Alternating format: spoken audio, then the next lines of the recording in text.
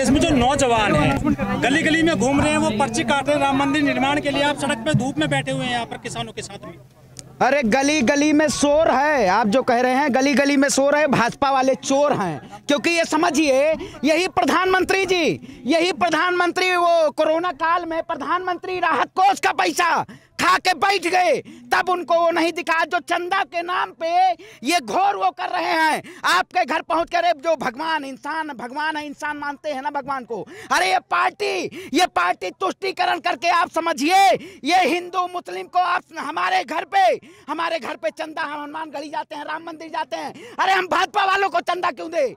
भाजपा के भगवान है। अरे ब्राह्मण हो या कोई भी हो, जो ये भगवान मानते हैं सब, ये भाजपा वाले भगवान नहीं बनाए हुए हैं। ये जो अपना नाम लेके, अरे जब भगवान रामचंद्र जी का ताला खुला हुआ था, ये सरकार उस पर सियासत करना, क्योंकि हमारे राम हो परशुराम हो, हम सबको भगवान मानते हैं। लेकिन ये जो गुजरात से दो व्यापारी आके यहाँ व्यापार कर रहे हैं, लेकिन अब जनता समझ गई है, देश के सभी व्यक्ति समझ गए हैं कि इन व्यापारियों को ये उखाड़ फेंकने का काम करेंगे। ये भ्रमित ना करें, ये तुष्टीकरण इनका अंजाम अब खत्म हो रहा है। क्योंकि कहीं भी आप देख लीजिए, इनके नेता हो या मंत्री हो, इनके आपस में ही फूट पड़ रही है। इन्हीं के खिलाफ आप देखिए, अभी जो गुरदासपुर में 2.5 किलो का हाथ लेके 2.5 सीट नहीं ला पाए, इनके बड़े बड़े नेता और मंत्री उन्हीं के खिलाफ आवाज उठा रहे हैं कि गुरदासपुर में अपने घर में आप 1 सीट नहीं जिता पाए, आप कैसे सत्ता में रह सकते हैं? भाजपा ऐसा साफ हुई है, जीरो एकदम है, जीरो।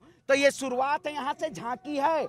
ये अब तुष्टीकरण की राजनीति ना करें। मैं भी अयोध्या से आता हूँ, लेकिन ये समझिए, हम जाके वहाँ पे भगवान के यहाँ प्रसाद चढ़ाते हैं, हम पूजा करते हैं। अरे आप हमारा धर्म कैसे बांट सकते हैं कि अगर हम गमछा लग लिए तो भाजपा ही है? ये खरीद लिया है क्या आपने? जय श्री राम को भावनाओं पे राजनीति कर रही है, लेकिन अब भावनाओं पे राजनीति।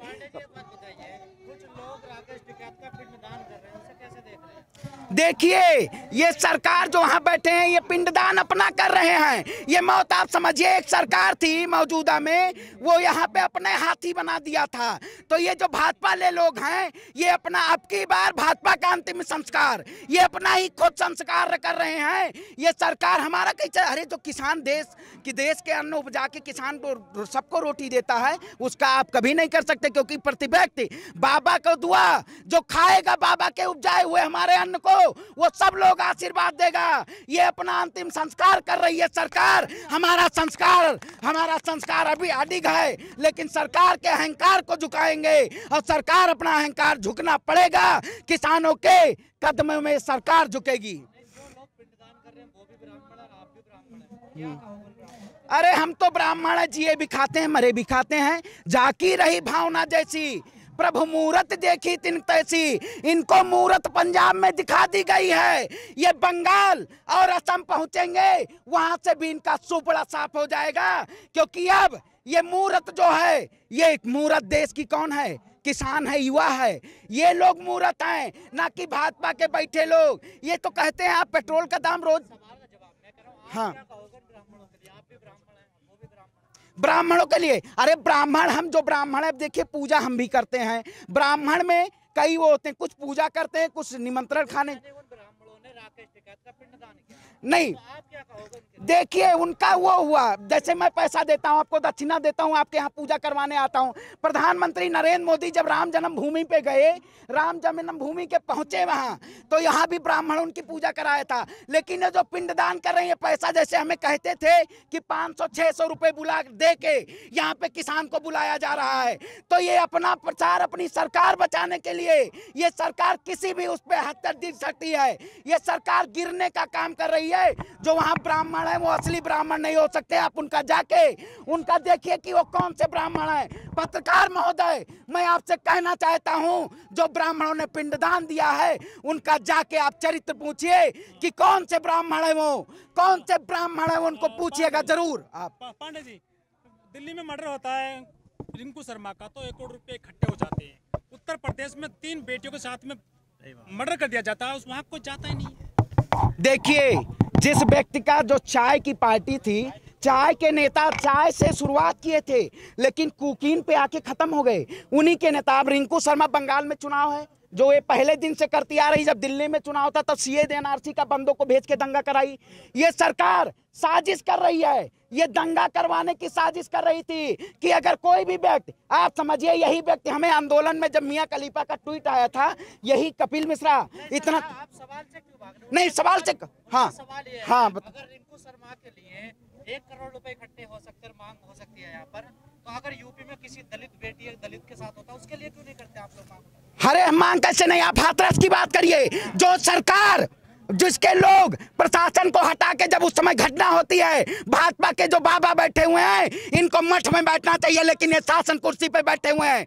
ये सरकार, आप समझिए, रात में रेप पीड़िता का लाश जला दी जाती है। ये सरकार जो कहती है, एक स्लोगन देती है कि बेटी बचाओ बेटी पढ़ाओ, लेकिन ये सरकार बेटी को डराओ और बेटी को सताओ का काम कर रही है, क्योंकि ये आदमी के लाश पे, ये लाशजीवी लोग हैं, उस पे राजनीति करती है। हमारी आवाज तो हाथरस पे भी उठी थी। ये जो तीनों बेटियां हैं, इनके ऊपर भी इस सरकार के खिलाफ हमारी आवाज उठ रही है। ये सरकार ये समझ रही है, अपने अहंकार में बैठी हुई है कि मैं पूर्ण बहुमत में मैं कुछ भी कर सकती हूँ, लेकिन अब की देखिएगा 2022 में इसी सरकार को उखाड़ के फेंकेगा, वो चाहे हिंदू हो मुस्लिम हो, और बाबा को मंच में बैठ के फिर घंटा बजाना पड़ेगा। ये घंटा बजाने के ही लायक हैं, इनको कुर्सी पे बैठने का कोई अधिकार नहीं है। पांडे जी, पामेला गोस्वामी अरेस्ट हो गई है कोकीन की तस्करी में। वो अपने अर्णव गोस्वामी कुछ ज्यादा नहीं, कुछ कर ही नहीं रहे हैं, कुछ आजकल टीवी पर नहीं आ रहे हैं वो। अरे अर्णव गोस्वामी, उसी के एक पत्रकार निकाल दिए गए। अर्णव गोस्वामी तो तलवा चाटता है सरकार का, जब सरकार में लोग बैठे हुए हैं उसका तलवा चाहता है। पामेला गोस्वामी जो आप समझिए कुकीन, इन सरकार में बैठे हो, क्योंकि अभी दिशा रवि का आपने देखा होगा, रविवार को बेंगलोर से गिरफ्तार कर दिया जाता है, क्योंकि जो वहां से ट्वीट आया ग्रेटा थनबर्ग का, वो थी इन्वायरमेंटल एक्टिविस्ट, और ये भी लड़की इन्वायरमेंटल एक्टिविस्ट थी। इसको जेल में डाल दिया गया। तब आप स्ट्रीम मीडिया देख रहे होंगे कि ऐसे दिखा रही थी। यही तो सवाल आता ना, दिशा रवि के लिए आप लोग आवाज उठा रहे हैं, लेकिन पंजाब में नवदीप कौर जो है वो पढ़ी, वो दलित लड़की है जो आवाज उठाती है किसानों की, मजदूरों की, उसके लिए किसी ने आवाज नहीं उठाई, वो जेल में पड़ी है। जेल में 26 जनों। दोहरा रवैया क्यों आप लोगों का? हमारा दोहरा रवैया कैसे है? अरे सरकार दोहरा रवैया पत्रकार महोदय अपना रही, हमारा दोहरा रवैया कैसा है सर? एक लोग की आवाज क्यों उठाते? नहीं, हम नवदीप कौर की आवाज जब 26 जनवरी के बाद उनको, हमारे 200 से ज्यादा किसान को जेल में भर दिया गया है, इस सरकार ने भर दिया है। ये सरकार ये कहती है कि जो अगर आप भी भर दिए जाएंगे, आप मनदीप पुनिया की बात देखे होंगे, मनदीप दुनिया आवाज उठाते हैं, स्वतंत्र पत्रकार हैं, इनको भी जेल में भर दिया जाता है। अरे आप देश के अगर सोशल एक्टिविस्ट हैं, आपको जेल में भर दिया जाएगा। अगर आप इन्वायरमेंटल एक्टिविस्ट हैं, आप जेल में भर दिया जाएगा।